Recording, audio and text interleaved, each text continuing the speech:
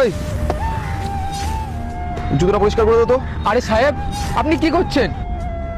আমি খাচ্ছি, আপনি দেখতে পাচ্ছেন না? ও তুই খাচ্ছিস? হ্যাঁ একটু পরে খাবি, তুই আগে জুতোটা পালিশ করে দে।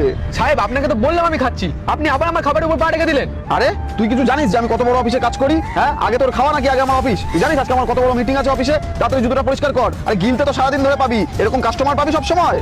না সাহেব, আমি এখন জুতো পরিষ্কার করতে পারবো না, আগে আমি খাবো তারপরে জুতো পরিষ্কার করবো। কি বললি? পারবি না? ও বহুত অহংকার হয়ে গেছে তাই না? অহংকারে মাটিতে পা পড়ছে না, জুতো পরিষ্কার করবি না? ওঠ। হ্যাঁ তুই জানিস আমি কে? আমি চাইলে তোর এখানে বসা বন্ধ করে দিতে পারি। চুপচাপ বসে তাড়াতাড়ি আমার জুতোটা পরিষ্কার কর, আমাকে যেতে হবে।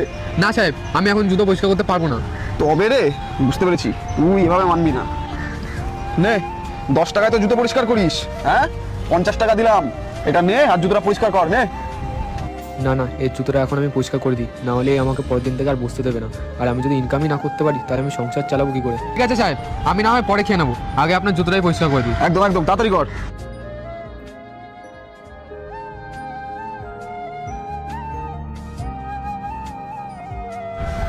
দিন সাহেব, হয়ে গেছে। হ্যাঁ সুন্দর হয়েছে। আর শোন, তোকে একটা কথা বলে দিচ্ছি, নেক্সট টাইম যখন আমি আসবো না, জুতোটা এরকম ভাবেই পরিষ্কার করবি। আজকে নেহাত আমার তারা, তার জন্য তোর সাথে বেশি ঝামেলা করলাম না, না হলে তোর দোকান চৌপাট সব আজকে এখান থেকে তুলে দিতাম। যত সব ভিকিরি গোতাগার। কি অবস্থা, ওই লোকটা ওনার সঙ্গে এরকম বিহেভিয়ার করছে? না, ওনাকে ওনার শিক্ষাটা দিতেই হবে। আমি যাই। আল্লাহর নামটি দেখে যে এড়িয়ে যাবে তার মনের ইচ্ছা কখনোই পূরণ হবে না। তাই আল্লাহর এই নামটির জন্য একটি লাইক এবং সাবস্ক্রাইব করে যাও। এক মিনিট, আপনার সঙ্গে কিছু কথা আছে। হ্যাঁ বলুন। আচ্ছা, আপনি যে ওই মুচির সাথে ওরকম বিহেভিয়ার করছিলেন, কেন করছিলেন? আপনি তো চোখে দেখতে পাচ্ছিলেন যিনি সেই টাইমে খাবার খাচ্ছিলেন, তাহলে কেন করছিলেন ওরকম? আর বলবেন না, আমার আজকে কি একটা ইম্পর্টেন্ট মিটিং আছে আপনি জানেন। এবার ও বুঝতেই চাইছে না, দিমাগ দেখাচ্ছে, বলছে আগে নাকি খাবে তারপরে আমার জুতোয় হাত দেবে। এবার আপনিই বলুন, আমার 5-10 মিনিট দাঁড়িয়ে থাকা সম্ভব ওর জন্য? দেখুন, আপনিও মানুষ উনিও মানুষ। আপনি যে কিছুক্ষণ আগে গিয়ে ওনার সঙ্গে এরকম বিহেভিয়ার করলেন, খাবারের উপর পা রেখে দিলেন, টাকাটা নিয়ে মুখে চুলে মারলেন, আরে এটা পাবলিক প্লেস, এখানে অনেক মানুষ দাঁড়িয়ে আছে।